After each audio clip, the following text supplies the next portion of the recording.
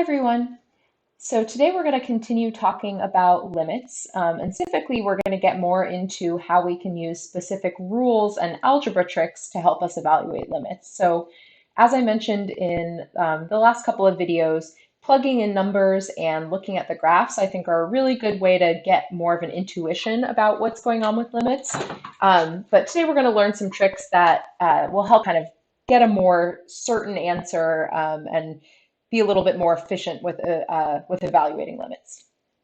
So if you're following along in the book, we're in section 2.3. So I'm going to start by giving you some limit laws. So the section is called Evaluating Limits Using Limit Laws.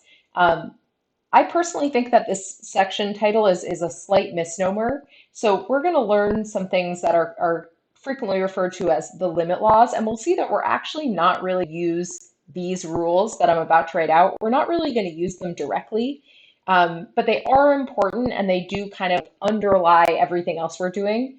But we'll see that the things I'm about to write out are not the things we're going to be using directly.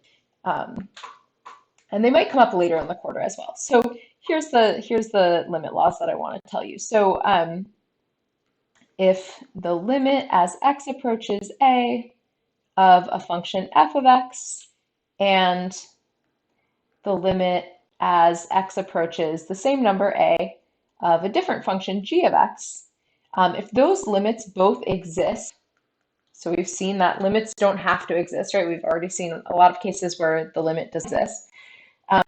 So if those limits exist and this part's important, and are finite, so they cannot be infinity or negative infinity. We'll see actually at the very end of the quarter, after we do a whole bunch of stuff, we're actually going to come back to limits, and we'll talk in that case more what to do when you're dealing with different stuff with infinite limits.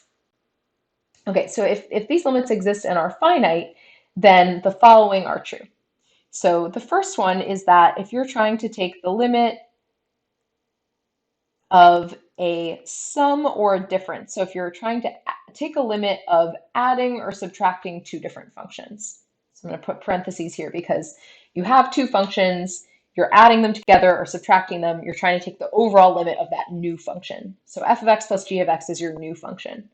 And so the way that limits work, it's actually possible to instead take the limit of each function individually and add them up or subtract them, depending on what you're doing.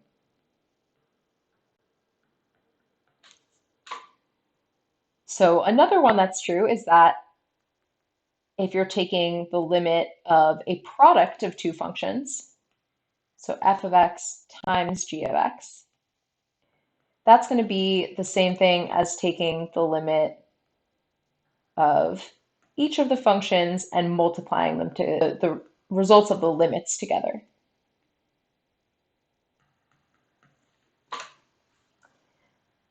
So third one, you might be able to guess. We've done addition and subtraction. We've done multiplication. Now last one is division.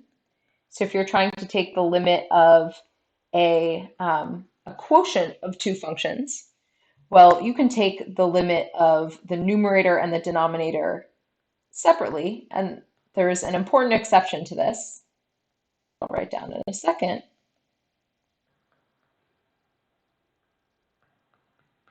So this is only true if the limit of g of x is not equal to 0. So if you have a quotient and the denominator has a limit of 0, then this rule doesn't make any sense because you can't divide by 0. So one more rule. So if you're taking the limit of a constant number, so C represents any constant number times a function, that's the same thing as multiplying that number with the limit of the function.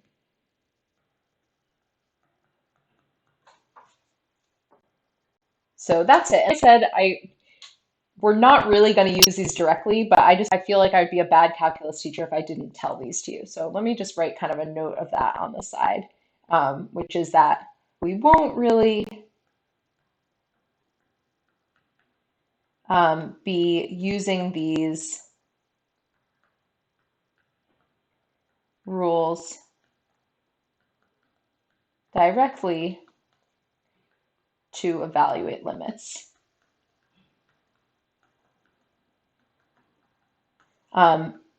But they might come up later. So let me just say that. They might come up later, and then also um, they're kind of just in the background of everything we're doing. So if this was a class where, so in this class we'll be proving some things, but we're not going to, this isn't going to be a class where every single thing we learn we're going to prove. So if this was a calculus class where, and this happens oftentimes if you're taking like a graduate level class, where you actually go through and prove every single thing. If we were doing this class like that, then these rules would be more important because we would actually be using them to prove some later stuff in the class. But that's not generally the structure of this class. So again, just want to kind of get those out there, but you don't need to linger on them too long. Okay, so now I'm going to get to the rules that we're actually really going to be using in this class. So these are going to be really important for actually evaluating limits. So maybe let me bring up a new page. Okay, so the first rule that we're going to talk about is what's called direct substitution.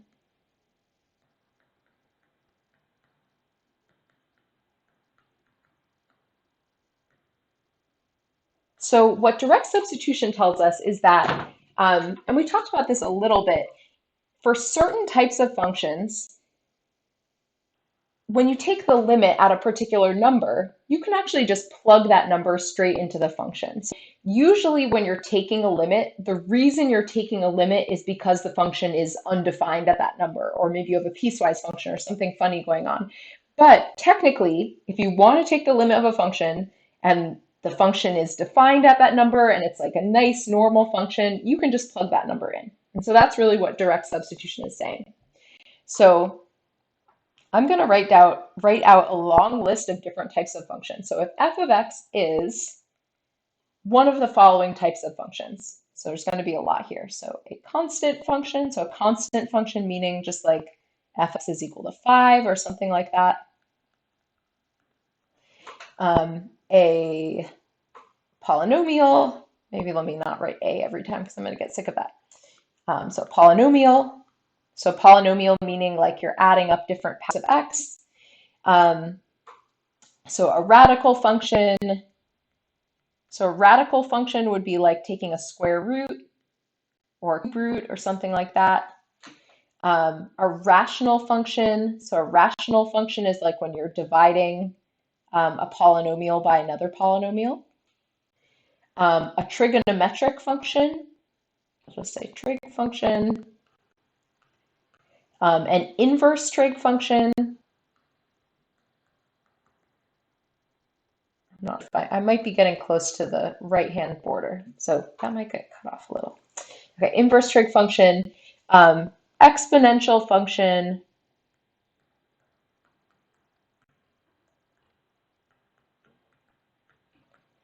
logarithmic function. So basically, at this point, I've kind of listed out like every type of function that you have encountered so far in math, most likely.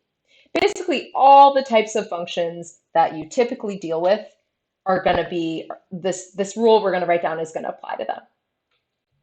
And then I'll say, or any combination.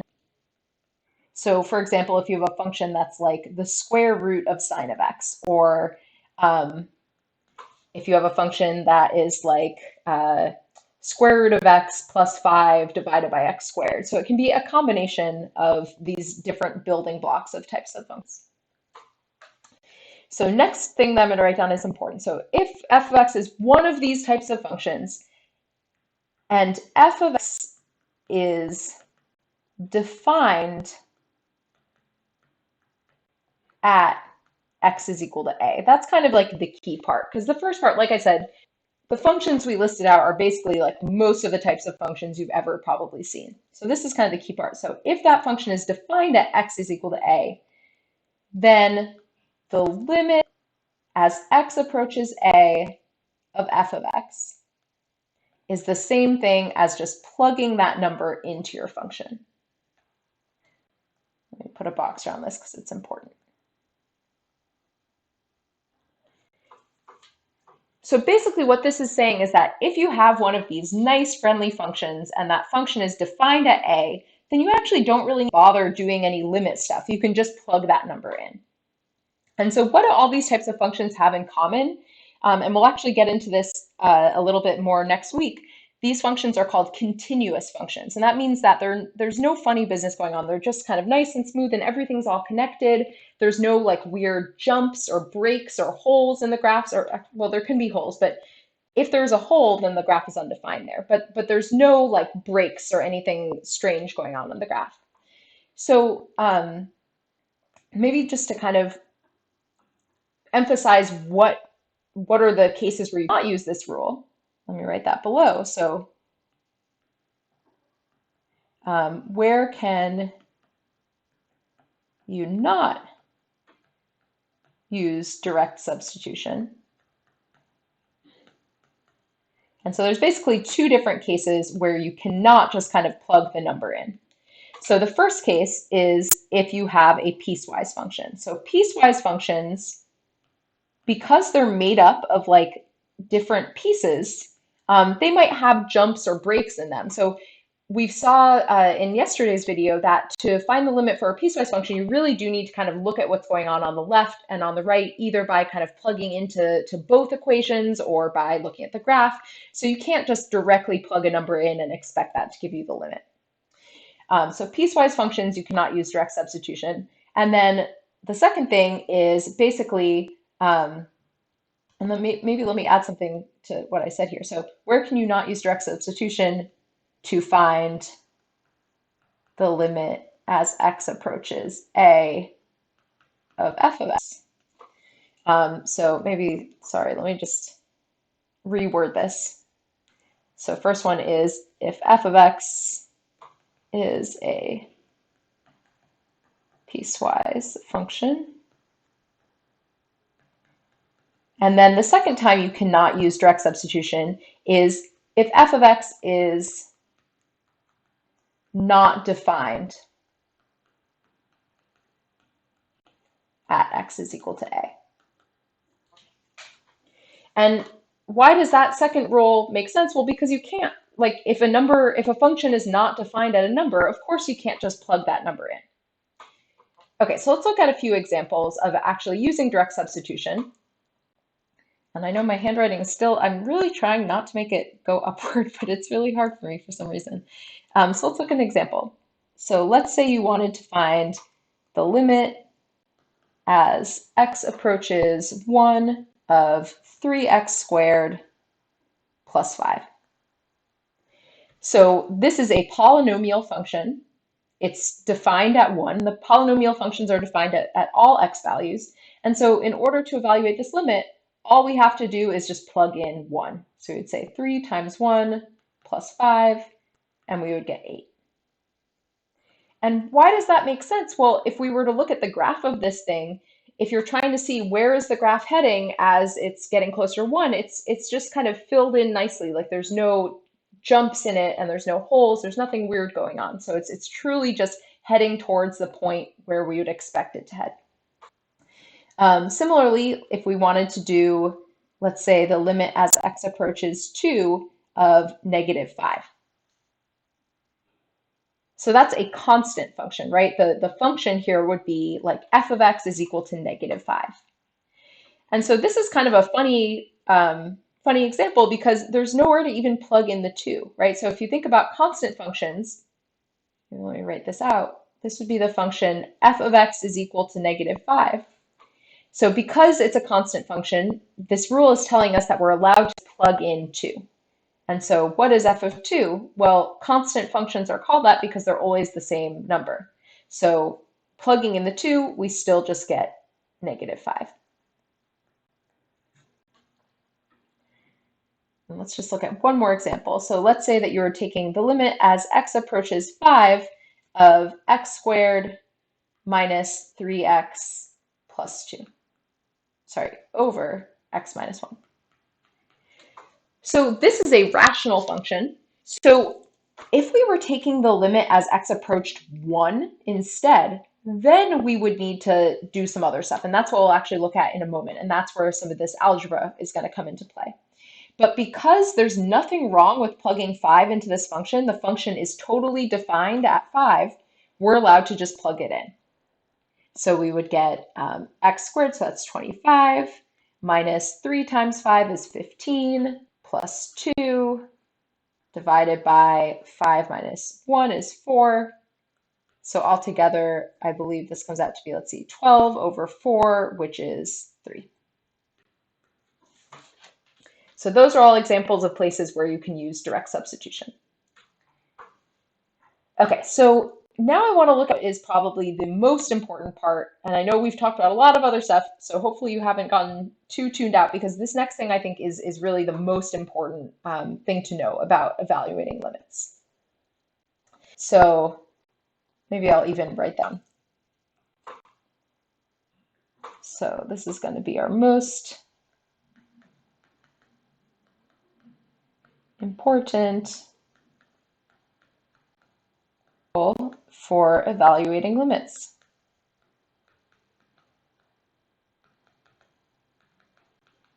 I don't think this rule doesn't necessarily have a name, but it is important.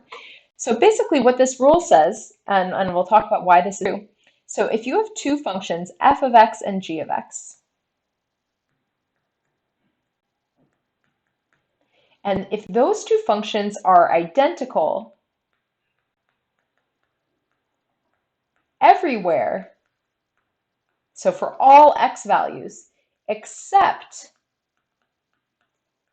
at one particular value, let's say x is equal to a. And we'll look at an example of this in a minute. So if you have two functions identical everywhere except for x is equal to a, then the limit as x approaches a of f of x is going to be the same thing as the limit as x approaches a of g of x.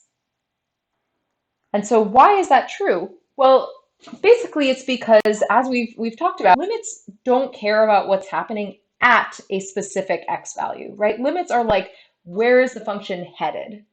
So if you have two functions that look exactly the same, the only difference is like 1 point, that point isn't going to influence what the answer is for the limit. So to give an example of this, let me switch up colors. So let's say that we have the function f of x is equal to x squared minus 3x plus 2 over x minus 1. So this is actually the same one that we did on the previous page, but now we're going to be focusing on a different thing about it. So this function, if you were to, and we'll write this out a little bit later, if you were to factor the numerator, you would be able to cancel out an x minus 1. And so if you do that simplification, it simplifies to being x minus 2. So I want to make it really clear. Actually, let me write that part out. We'll write it out again later, but I just want to make sure that it's really clear what I'm saying here. So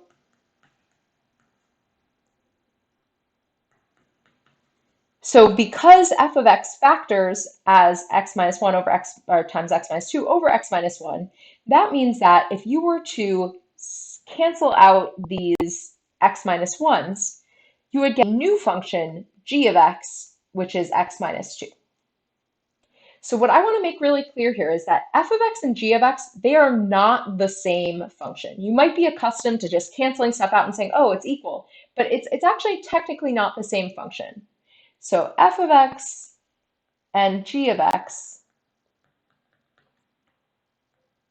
are not the same function, because one of them is defined at x minus 1 and the other one is not. Or sorry, at x is equal to 1 and 1 is not, right? So f of x is undefined at x equals 1. X is defined at x is equal to 1. So they cannot possibly be the same function. However, those two functions, f of x and g of x, are identical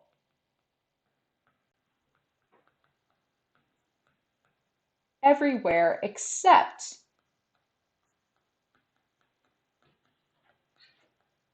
at x is equal to 1.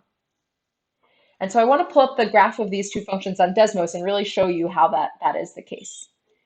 So Right now I have pulled up the function, the original function, so x squared minus 3x plus 2 over x minus 1. And so remember that Desmos does not automatically show you a hole in the graph. You have to actually scroll over it. So if I go to a value of 1, we see that there's a hole in the graph and it's actually undefined at x equals 1. On the other hand, if I graph the line g of x is equal to x minus 2, it's the exact same line, except that for g of x, if you actually plug in 1, there's no issue. So sorry, a little hard to find the exact point, but there we go. 1, -1. So no issue with this function. So these two functions kind of satisfy the condition that we're talking about here in orange. So what does this tell us? This tells us that if we wanted to evaluate the limit as x approaches 1 of x squared minus 3x plus 2 over x minus 1, the way that we could do that is we could basically just simplify this function. So we could write it as x minus 1 times x minus 2 over x minus 1. Could cancel out these x minus 1s. I'm sorry, I did something that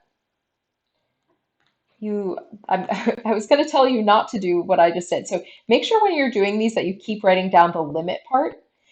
Because if you don't write down the limit part, actually isn't true, because you're going to do some simplifications that change the function, but they don't change the limit. So you need to write the limit part in order to make this true.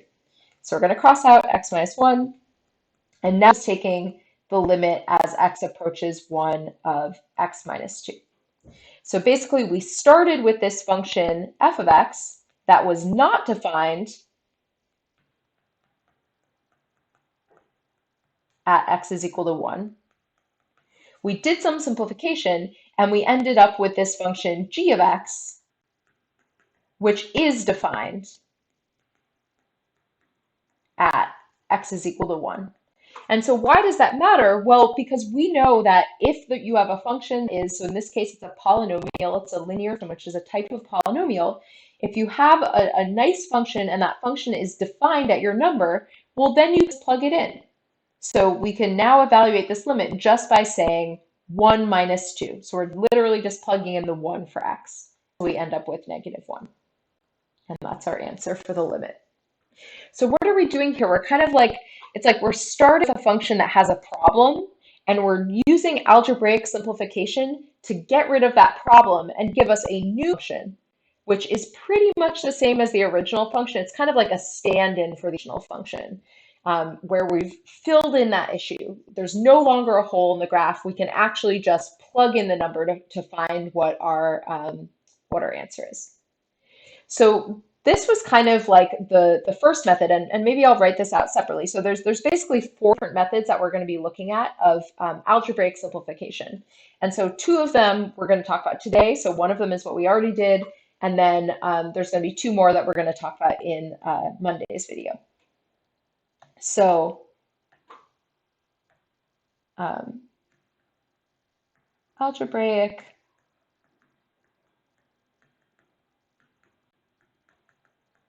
simplification methods for limits. So all of these types of simplifications I'm going to list out are basically going to do something like what we did in the last example. They're going to take you from a function that is undefined at a particular number and give you a new function that is almost exactly the same as the original function, but it is defined at that number. So the first method we just did is basically factor and cancel.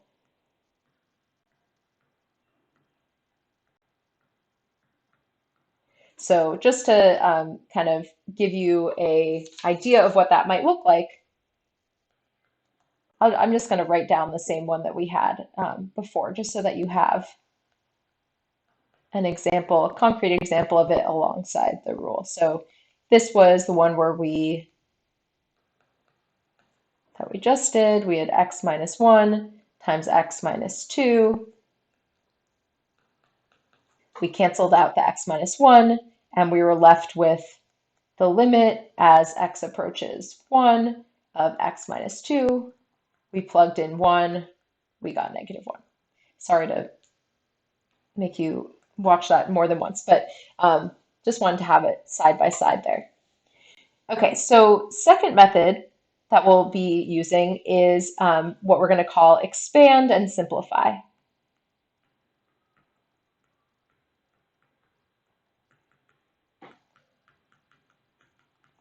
So this one is actually going to come up a good amount a little bit later in the quarter.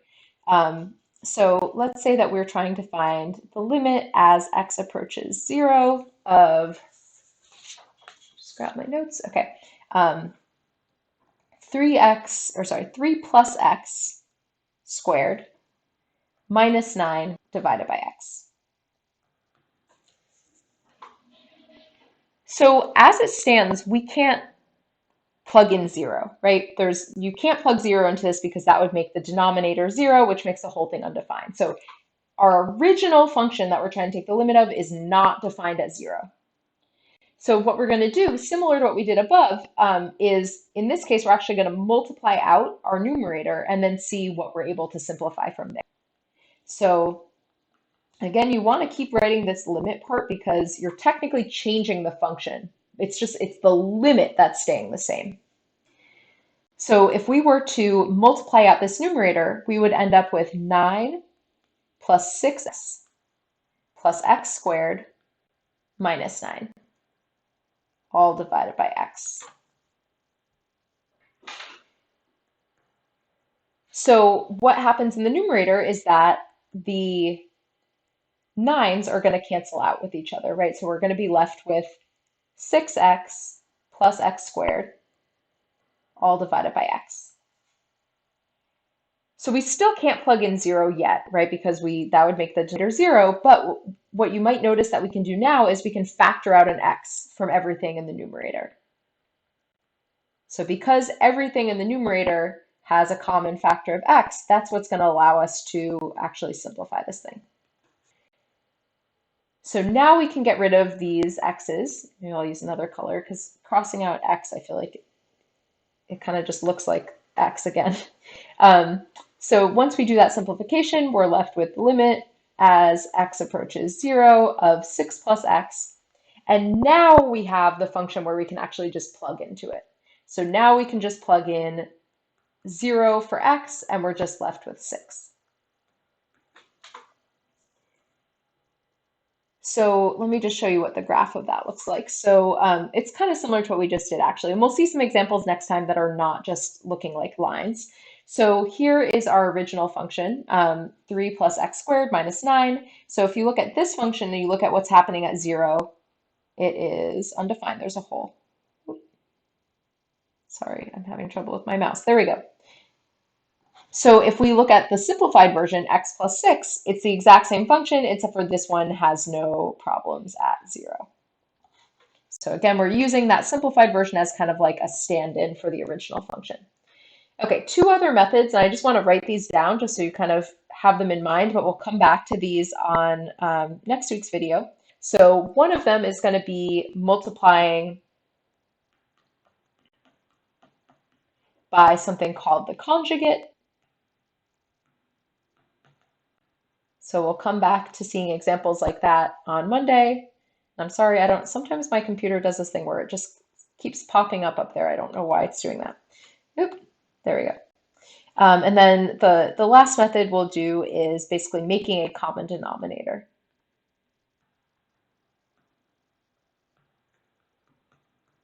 So just a couple of other kind of algebra tricks. And again, we'll come back to these. These will be next week, specifically on Monday. All right, that's it for today. So I will give you a worksheet where you're basically going to practice using both direct substitution. So, if you can plug a number into a function, go for it, plug it in. If you cannot, that's where you want to be doing things like numbers 1 and 2. And then we'll do ones like number 3 and 4 next week. All right, thank you for your hard work this week and have a great weekend. I will see you next time.